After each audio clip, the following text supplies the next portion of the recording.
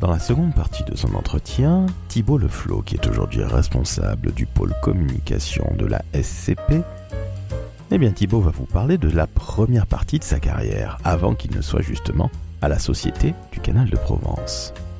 Et vous allez voir, c'est du très très haut niveau, puisque Thibaut, passionné de football et de sport en général, a connu la famille Zidane, dont évidemment Zizou. Oui, Zizou, notre star mondiale. Alors rassurez-vous, si vous n'aimez pas du tout le football, écoutez bien néanmoins cet épisode, car vous le verrez, ce que retire Thibaut de la collaboration avec la famille Zidane n'est pas tant Zizou que son professionnalisme. Je n'en dis pas plus. Autre sujet abordé et absolument fondamental, que nous avons d'ailleurs très peu discuté dans le décodeur, Thibaut va vous parler du manager qu'il est. Il se définit avant tout comme un manager dans le monde de la com, qu'il adore évidemment, mais vous verrez, il va vous donner non pas des leçons, mais quelques tips sur comment il manage son équipe, qui se compose, parce qu'il n'y a pas de hasard dans la vie, tenez-vous bien, de 11 personnes, soit une véritable équipe de foot. Je suis Laurent François, fondateur et dirigeant de l'agence Maverick, et moi qui adore le football, j'ai pris énormément de plaisir à échanger avec Thibaut sur la partie management de notre métier. Très bonne écoute, en compagnie de Thibaut Leflot, responsable du pôle communication de la SCP.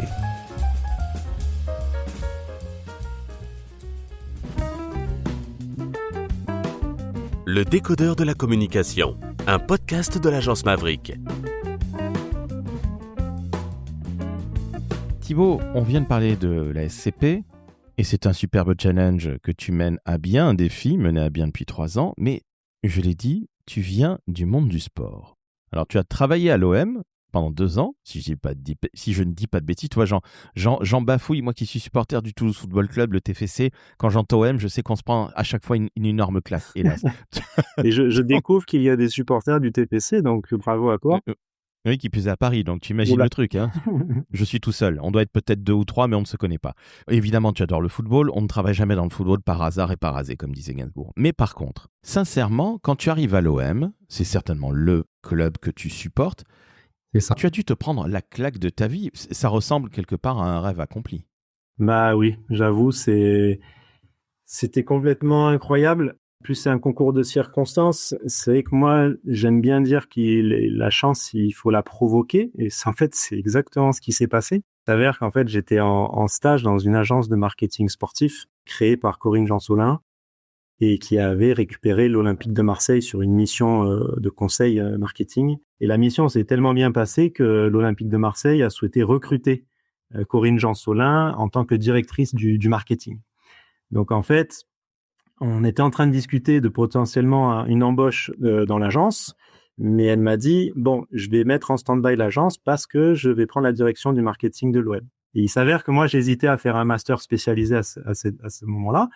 Donc, on a convenu en bonne entente avec Corinne que je fasse mon master et que mon stage de fin de master se ferait à l'Olympique de Marseille avec elle. Donc, ça a été, c'est ce qui s'est passé. Et après, j'ai été recruté à l'Olympique de Marseille. Donc, en effet, j'ai commencé ma carrière au marketing de l'OM. Et l'expérience a été complètement fabuleuse.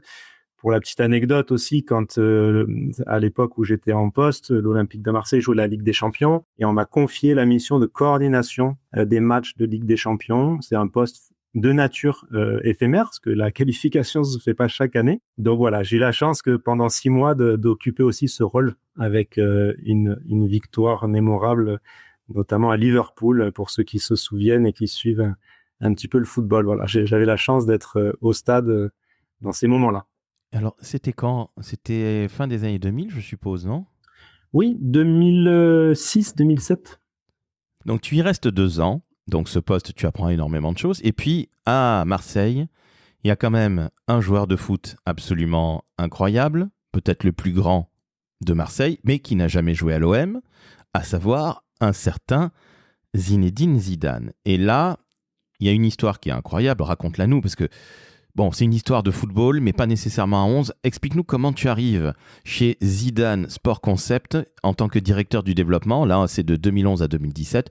C'est une histoire, écoute, rien à dire. C'est incroyable. Bah oui, alors c'est qu'encore une fois, c'était la chance, mais une chance qui a été provoquée, c'est que mon mémoire de master, en fait, je l'ai réalisé sur le développement d'une nouvelle pratique à l'époque qui s'appelle le foot à 5. Donc c'est où le foot en salle. Je me suis vraiment passionné pour cette pratique-là, donc j'en ai décidé d'en faire mon travail de recherche de fin d'études. Et en fait, quand j'étais en poste encore à l'Olympique de Marseille, je vois passer un article de presse qui annonce sur la Provence, le journal emblématique local, Zidane ouvre son centre de foot à 5 à Aix-en-Provence. Donc là, moi, forcément, ça résonne. En plus, je vois dans l'article que c'est un architecte marseillais avec qui j'avais travaillé derrière un projet au sein de l'Olympique de Marseille qui réalise le projet.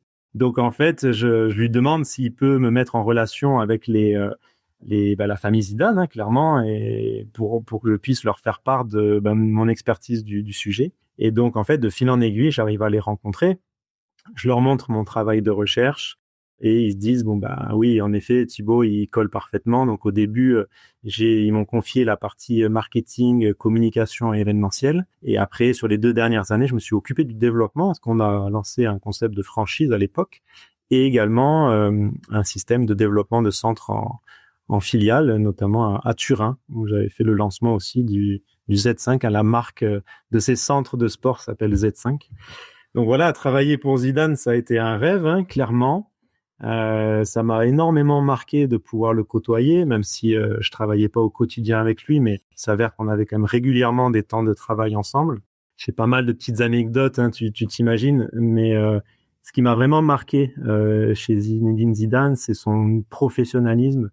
Et j'ai su, par exemple, à l'époque, quand il signait ses grands contrats de sponsoring, notamment avec Adidas ou avec Orange ou Canal+, j'ai su qu'il demandait, en fait, c'était même un point du contrat, qu'il soit formé à la partie marketing et communication pour qu'il sache exactement comment il allait utiliser son image dans le cadre du contrat de sponsoring. Donc pour moi, ça veut tout dire de la personnalité de Zizou et de son niveau d'exigence. Et il avait toujours eu envie de comprendre comment son image allait être utilisée.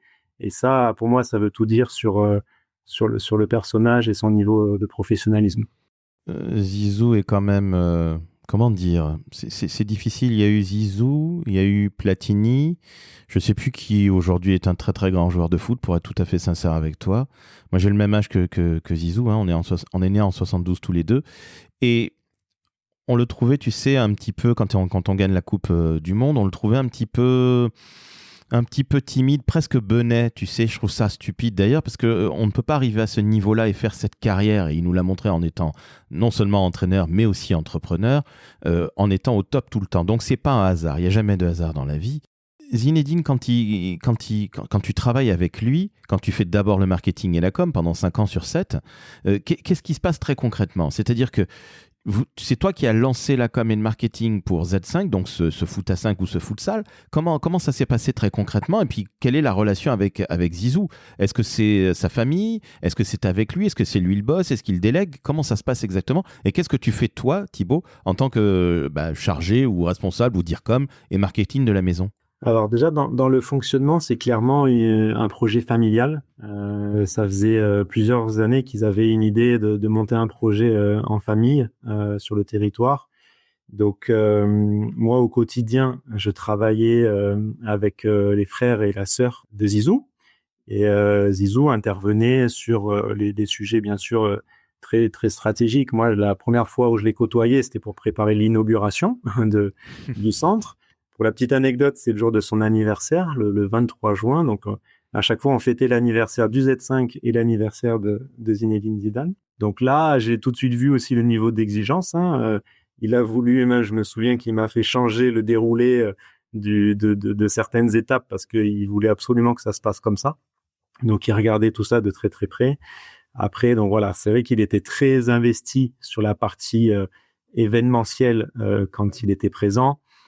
Sur la partie développement aussi, bien sûr, que ce soit en franchise ou en propre, forcément, s'il était décideur avec sa famille de cette stratégie de développement. Après, moi, au quotidien, sur la partie communication des centres, ce qui m'a vraiment passionné, c'était d'utiliser avec un bon équilibre l'image de Zinedine Zidane et l'image du Z5. Et tu le sais très bien que quand on crée une marque de toute pièce, il faut la faire exister à part entière. Si elle fonctionne que quand il y a le visage de Zidane, la marque Z5, on n'aura jamais réussi à la créer et à la valoriser. Ça tombe bien Thibaut, parce que c'est exactement la question que j'allais te poser. Quand on a une icône, c'est peu de le dire, Zizou, qui marque son Z5, je allais te demander, mais mon Dieu, si tu ne mets en avant que Zizou, finalement Z5 n'existe pas. Lui, il n'est pas nécessairement là tout le temps. Il a sa carrière. À l'époque, il est entraîneur, si je dis pas de bêtises. Oui, il est entraîneur. Il n'était pas encore entraîneur. Il était en pause professionnelle, on va dire. Il commençait sa formation, il me semble, à cette période-là. Il n'était pas encore en poste. D'accord, donc je comprends mieux pourquoi il pouvait s'investir dans Z5, entre autres, parce que c'est aussi quelqu'un qui s'est toujours investi dans l'associatif et qui n'a jamais oublié la Castellane d'où il vient, si je dis pas de bêtises, encore une fois. Bon, quelqu'un de bien, en plus un cancer né en 72 comme moi, je crois que forcément, on est fait un jour pour se rencontrer avec Zizou, mais trêve de plaisanterie, quand on a une icône aussi forte, comment tu as communiqué? Parce que tu ne peux pas mettre que la tête de Zizou en train de faire un jongle ou un dribble ou je ne sais quoi aux caisses. Il faut aussi que tu expliques les choses. Est-ce que ça n'a pas été un casse-tête finalement pour toi dans la com et dans le marketing, ou est-ce que finalement Zizou, quand même, ça ouvre sacrément c'est les autoroutes quoi, vers la réussite? Bon, j'ai dû être dans la lignée de la stratégie de communication de Zinedine Zidane. C'est-à-dire que la force de l'image de Zidane, c'est sa rareté. Donc, en fait, ce principe-là a été appliqué pour la communication du Z5. Donc, on utilisait vraiment, sur des temps très stratégiques, très identifiés, l'image de Zinedine Zidane pour, comme on disait tout à l'heure, que la marque Z5 existe à part entière. Donc là, on l'utilisait, par exemple, sur le site Internet. On avait forcément Zizou sur la page d'accueil, mais à l'inverse, sur par exemple des flyers pour présenter des offres, etc. Là, j'avais l'interdiction totale d'utiliser l'image de Zinedine Zidane. Donc, il a fallu jouer en permanence entre comment on utilise l'image, quand est-ce qu'on n'utilise pas pour renforcer la marque, et capitaliser sur des temps forts, notamment médiatiques. Je te racontais l'inauguration du centre, c'était le jour de ses 39 ans. On a fait une opération encore plus ambitieuse l'année d'après, donc pour les 1 an du Z5 et donc ses 40 ans. Donc là, on a mobilisé l'ensemble des médias. Ça a été d'ailleurs un travail en collaboration avec Jacques Binger, qui est son conseiller communication. On l'a mené ensemble, cette campagne, et on en a fait un temps fort forcément pour Zizou et indirectement pour le Z5 parce qu'on a mobilisé tous les médias lors de cette journée. Une question qui est très difficile, je te le dis par avance Thibaut. Est-ce que finalement, diriger le service communication de la SCP n'est pas un défi encore plus fort, par exemple, que diriger la com, le marketing, puis le développement chez Z5, donc avec la famille Zidane? C'est deux challenges différents. Je ne saurais pas dire s'il est plus compliqué, mais c'est vrai que il y a des forces dans les deux structures, c'est sûr. Donc il faut capitaliser sur ces forces-là. Après là, clairement, moi j'aime bien mettre en avant le côté manager que j'ai. Souvent, je me définis presque avant tout comme un manager qu'un communicant, ou en tout cas au même niveau. Et c'est vrai qu'au Z5, j'avais moins cette casquette de manager. Aujourd'hui, mon challenge à la SCP, c'est de gérer au mieux cette équipe dont on parlait tout à l'heure, faire en sorte que chacun sache exactement où il doit aller, qu'il voit l'intérêt aussi de sa mission, qu'il se sente utile pour le développement de l'entreprise, et qu'il puisse passer un maximum de temps dans sa zone de génie. C'est ça, moi, aujourd'hui, mes challenges. Chaque minute passée par mon expert dans son cœur d'expertise, dans sa zone de génie, c'est un immense bénéfice pour la société. Donc là, certes, aujourd'hui, mon challenge, il est plus là, que j'avais moins au Z5, mais encore une fois, les deux expériences ont été absolument fabuleuses. Je pense que ton rôle de manager, même si j'ai l'impression que tu as ça dans le sang, ton rôle de manager n'aurait pas été aujourd'hui possible à SCP si tu n'étais pas passé par Z5, entre autres, parce que tu as aussi fait du e-sport, mais vous irez voir le profil LinkedIn de Thibaut, chers auditrices et auditeurs. Mais je pense que l'un n'aurait pas été possible sans l'autre. Et ce que je trouve très intéressant, c'est que quand on préparait l'émission, toi et moi, tu me disais, en effet, je suis un manager. Et c'est vrai que dans notre métier, les DIRCOM ou les responsables com, les gens qui ont en tout cas des équipes à manager, ben, mettent pas tellement ça en avant parce que finalement, tu sais, c'est mieux de se concentrer sur la stratégie, sur les repositionnements, le contenu, blablabla, versus le management. Or, je pense qu'une direction de la communication ne peut fonctionner magnifiquement bien qu'à partir du moment où il y a un très très grand manager ou une très grande manageuse. Toi, ton management, il est fait de quoi? Moi, pour moi, il est fait de deux mots à l'agence, puisque j'ai une plus petite équipe que la tienne, nous sommes 7. C'est confiance et intelligence. Toi, il est fait de quoi ton management? Le management de Monsieur Thibault Le Flot. Bah, alors, merci de parler de management parce que c'est pour moi c'est clé dans si on veut une bonne communication, il faut s'appuyer sur une bonne équipe. Donc moi, mon rôle, c'est d'orchestrer tout ça, c'est de donner de l'autonomie aussi parce que je te cache pas que gérer une équipe de 8 voire 11, hein, on a dit, c'est parfois un challenge du quotidien. Donc Oui. il faut qu'ils aient un maximum d'autonomie, qu'ils sachent où aller et qui soient dans le plus possible dans leur zone de génie. Donc ça, c'est ma priorité numéro 1, ce niveau d'autonomie. Ensuite, il y a la montée en compétences et je me souviens de mes premières discussions avec, chacun des collaborateurs à mon arrivée. Le premier message que je leur ai fait passer, c'est ma volonté de progresser. Mais on n'est pas obligé de progresser très extrêmement vite. C'est plutôt la stratégie des petits pas. Il faut qu'on soit en amélioration et en progression continue. Donc moi, c'est ça aussi mon rôle, c'est de faire en sorte d'identifier toutes les pistes d'amélioration et qui puissent bénéficier aux collaborateurs, hein. C'est à partir du moment où un collaborateur stagne, bah, pour moi, c'est le début de la catastrophe. Donc il faut qu'il soit en permanence en progression, mais aussi indirectement, naturellement, pour bénéficier à la communication de l'entreprise. Donc voilà, aujourd'hui, ça, c'est ma perception de l'exercice et on essaye de repositionner. J'ai souvent un peu des points d'alerte aussi, de savoir, est-ce qu'il y a des collaborateurs qui sont en risque? Est-ce qu'il y a une surcharge de travail? Et je mets en place des points hebdomadaires, hein. Ça, c'est mon suivi de l'équipe. J'ai un point annuel, hein, assez classique dans les sociétés, l'entretien annuel, on va dire, qui est très formalisé, chez nous. Et ensuite, j'ai des points hebdomadaires de 30 minutes avec chacun des collaborateurs pour m'assurer du bon suivi des missions et que ça se passe bien dans son poste. Voilà, c'est ça en tout cas ma méthode de suivi de l'équipe. Donc, toutes les semaines, pardon, tu rencontres ton équipe séparément, donc les membres de ton équipe séparément. Ça va, c'est les 8 premiers ou est-ce que ça inclut aussi nos amis alternants? J'imagine que c'est important aussi. Les alternants sont managés par les personnes en CDI. Oui, d'accord, ok. Ça, j'avais compris, mais ok, je pensais que tu les voyais de temps à autre, mais ça peut parfaitement se comprendre. Donc, tu les reçois, les membres de ton équipe, une demi-heure par semaine. Ce qui est beaucoup, hein. Parce que multiplié par 8, ça fait 4 heures dans la semaine. On peut se dire 4 heures sur 35 heures. Bon, officiellement, c'est rien du tout. Sauf que dans des emplois du temps qui sont chargés pour de part et d'autre, et puis quand tu as toute l'équipe, ça peut devenir un véritable casse-tête. Comment ça se passe très concrètement? C'est-à-dire que tu fais le point évidemment sur les projets qu'ils ont en cours, j'imagine, mais j'imagine aussi qu'il y a un discours et plutôt une conversation très ouverte. Qu'est-ce qui va, qu'est-ce qui ne va pas? Ça se passe comment chez toi?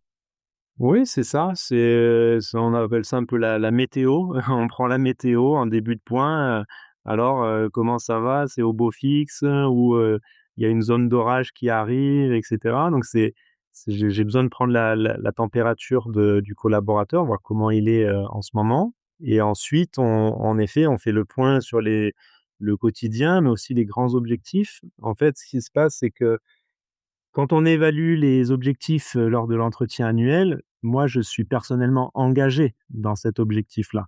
Je ne dédouane pas en disant: «Bah, voilà, maintenant c'est ton affaire, débrouille-toi pour l'atteindre».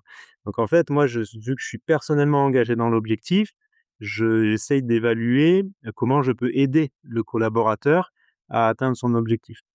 Donc ça, on en parle régulièrement et après forcément, il y a les petits sujets du quotidien, les phases de validation, c'est bon, on acte ça et cetera. Après, ça n'empêche pas aussi de faire des réunions dédiées, hein. Si on reprend l'exemple du projet, film de marque, ça a été un travail, un peu plus de 6 mois aussi à mener. Là, forcément, on faisait des réunions dédiées sur ce projet-là, en dehors des points hebdomadaires. J'ai l'impression, Thibaut, qu'en tant que manager, qu'en tant que responsable de ce très très beau service de 11 personnes, j'ai l'impression que tu es, pardonne-moi l'expression par avance, très couillu, c'est-à-dire très audacieux, très courageux. Et j'ai l'impression qu'en tant que capitaine d'équipe, confère le football, tu, je sais pas, mais je sens que tu es capable non pas de te sacrifier, mais en tout cas de porter l'équipe comme un entraîneur ou comme un capitaine, et de savoir aussi assumer quand ça marche moins bien. Est-ce que je me trompe ou est-ce que, à l'inverse, j'ai tout faux de chez tout faux ou tout juste? Non, non, non, j'ai l'impression que tu la bonne perception. En tout cas, j'essaye de l'être le plus possible, je suis en soutien, j'ai la chance d'avoir une super équipe très engagée, donc je me dois en tout cas de les accompagner le mieux possible et j'essaye de les valoriser aussi dès que possible dans les projets, quoi. C'est les réussites qu'on a dans certains projets, c'est avant tout la leur. Moi, je suis là en accompagnement et en soutien. Donc oui, oui, oui, c'est vrai que j'ai ce rôle-là de facilitateur, de simplifier les choses, hein. Tout à l'heure, on parlait de la méthode KISS, Keep it short and simple. Ça s'applique dans la communication, dans nos messages, mais ça s'applique aussi dans, la gestion de nos projets. Parfois, je suis amené à simplifier, à dire: «Bah, ça, on va pas le faire ou on va le faire autrement», c'est un peu ma vigilance permanente parce que c'est vrai que parfois, ils sont tellement engagés qu'ils ont envie de tout absorber. Alors parfois, moi, je suis plutôt celui qui est en train de fermer des portes. Alors, quand on ferme une porte, on essaye quand même d'ouvrir une fenêtre par ailleurs parce que c'est pas notre but de dire non, à toute nouvelle sollicitation, mais je veux m'assurer déjà qu'ils arrivent à gérer leurs fondamentaux, qu'ils aient le temps nécessaire pour apporter la plus-value qu'ils aient apportée au projet.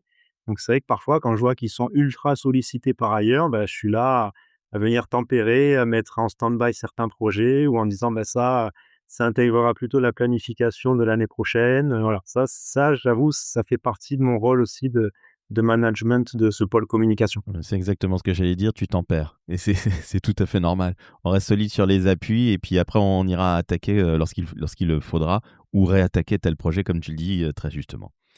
Thibaut, on arrive à la fin de notre entretien. Quel conseil tu donnes à un jeune ou à un moins jeune? Alors toi, d'autant plus que tu es manager et que tu adores ça, hein, puisque tu te définis avant tout comme un manager, ce qui est très très très intéressant. Et je crois que tu es le premier ou peut-être le deuxième avec Fred Fougera à me dire ce genre de choses-là en tant que communicant. Mais quel conseil tu donnes, Thibaut, à un jeune ou à un moins jeune qui veut se lancer dans nos magnifiques métiers de la com? Bah, déjà, j'ai envie de l'inciter, à aller vers ces métiers-là, le plus beau métier du monde, hein, comme tu le dis souvent, hein, dans tes podcasts. Parce que pour moi, c'est un métier d'avenir. Il y a tout à faire. Je pense que ça reste un métier, récent, hein, on le dit souvent aussi, hein, que dans le monde de l'entreprise, c'est un métier relativement récent, mais qui a un bel avenir parce qu'il a un impact très concret dans le développement des sociétés. Donc après, en conseil, bah, c'est de montrer un fort intérêt pour la communication, de creuser, de faire des benchmarks sur les sociétés, essayer d'analyser le pourquoi ils communiquent de cette façon, essayer d'aller chercher un peu la subtilité de certains messages. Alors, parfois, c'est pas très évident parce que ça s'acquiert avec l'expérience, mais aujourd'hui, avec l'ensemble des solutions qu'on a, même l'intelligence artificielle, moi, dernièrement, j'ai eu des candidats, je viens tout juste d'acter, un prochain alternant là pour l'année prochaine et il a été incroyable dans son entretien. On a senti déjà une très grosse préparation de l'entretien. Ça se ressent tout de suite. Au bout de quelques minutes, quand on demande de présenter la société, de comment ils ont perçu la SCP, bah, au bout de 2 minutes, on sait si l'entretien a été préparé ou pas et si on ne sait pas présenter les grands principes de la société dans laquelle on candidate, bah, généralement l'entretien, le recrutement, il va pas au bout, ça c'est une certitude. Donc il faut énormément travailler, énormément préparer ces entretiens et essayer de faire part, en fait, de la subtilité de la communication. Moi, je suis persuadé qu'il y a une part d'inné dans nos métiers, mais il y a aussi de l'acquis. Ça se travaille, il y a des méthodes. Donc il faut réussir à faire transpirer ça, cette subtilité du communicant, la finesse des messages, la compréhension des messages. Et ce candidat-là, cet étudiant qui veut bosser dans ces métiers-là, bah, il faut qu'il arrive à le faire retranscrire lors de ses entretiens ou de ses candidatures. Dernière question, elle est loin d'être évidente, Thibaut. Je te le dis encore une fois par avance. À l'exception des autres et du management, qu'est-ce que tu kiffes le plus dans ton métier de communicant? Moi, ce que j'aime le plus, c'est la partie amont des projets. Alors en plus, on le sait très bien que parfois, on n'est pas tout le temps associé en amont. Ça, c'est un challenge de nos métiers. Mais on fait en sorte de l'être le plus possible. Et en fait, quand on est dès le début du projet, c'est là où on a une chance de comprendre les enjeux, quoi. En fait, au bout d'un moment, souvent, on se dit qu'on est des analystes et des enquêteurs. Si on a réussi à faire ce temps d'enquête, ce temps d'analyse d'une situation, on va pouvoir faire la bonne recommandation, quoi. En tout cas, donner tous les moyens pour que ce soit la meilleure recommandation possible et ensuite la déployer. Donc en fait, moi, ce que je kiffe le plus, c'est vraiment ça, c'est la gestion d'un projet quand on peut l'intégrer du tout début et de voir son déploiement. Et quand on vient analyser ensuite nos indicateurs et qu'on voit que la campagne a été un succès, bah ça, c'est une grande satisfaction et bien sûr de travailler tout ça en équipe, avec mes collaborateurs. Bah, écoute, merci à toi, cher Thibaut. Ça a été un véritable plaisir. Alors, ce qui est très drôle, c'est que finalement, quand on s'appelle Le Flow, on est quand même bien destiné à travailler à la SCP, hein, comme quoi il y a des Oui, gens. oui, on me l'a fait quelques fois Non, celle-là, j'avoue. si peu, j'imagine. Bon, tu étais fait pour cette maison dont tu diriges le service communication depuis 3 ans. Je tiens à te remercier vraiment pour ta transparence, parce que on aurait pu rester des heures et des heures sur Zidane, évidemment, parce que c'est franchement une icône et qu'on aime le football, le sport ou pas, so what, tout le monde connaît Zizou partout à travers le monde. Mais surtout, ce que j'ai adoré, c'est que j'ai l'impression que, en fait, que tu surkiffes ce que tu fais à la SCP, que ça te change évidemment du précédent monde dans lequel tu as travaillé plus de 15 ans, et que quelque part, ces défis-là, et c'est ça que je trouve génial, moi qui suis un passionné de musique, j'aime le football, mais j'adore avant tout la musique. Le jour où j'ai embrayé chez Publicis par le plus grand des hasards, ben en fait, j'ai trouvé réellement ma voix. Alors, je ne sais pas si tu as trouvé ta voix à la SCP dans quelque chose de beaucoup plus corporate, évidemment, que quand on fait le Z5 de Zidane ou autre, mais j'ai l'impression que tu surkiffes ce que tu fais et ça s'entend. Même si tu as un côté très tempéré, justement, ce côté capitaine d'équipe, un peu Didier Deschamps quelque part, je trouve ça très très bien. Mais dans l'ensemble, j'ai l'impression que tu surkiffes ce que tu fais depuis 3 ans à la SCP et c'est vachement bien, j'en suis sincèrement ravi. Ouais, mais je confirme, c'est beaucoup de plaisir, et encore une fois, ce métier de communication qui peut s'appliquer finalement dans tous les secteurs. Eh ben, merci encore à toi et chères auditrices, chers auditeurs. Pour une fois, je vais être très très court et très rapide. 5 étoiles Apple, 5 étoiles sur Spotify, surtout quand on entend un numéro 10 comme Thibaut. Merci à toi Thibaut et à très très vite, je l'espère. Tu reviens quand tu veux dans le décodeur. Merci Laurent, à bientôt. Ciao, ciao.